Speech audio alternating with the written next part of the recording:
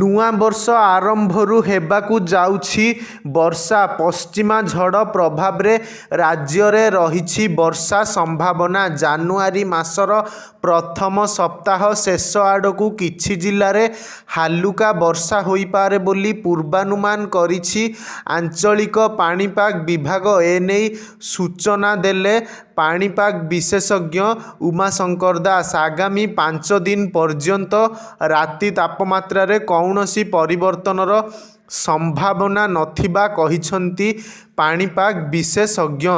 ଅଧିକାଂଶ ସ୍ଥାନରେ ତାପମାତ୍ରା ସ୍ୱାଭାବିକଠାରୁ 2ରୁ 4 ଡିଗ୍ରୀ ଅଧିକ ରହିପାରେ। ସେପଟେ ରାଜ୍ୟର ଅନେକ ସ୍ଥାନରେ ତାପମାତ୍ରା ବଢ଼ିଥିଲେ ବି ଜାରି ରହିଛି ଶୀତଲହରୀ।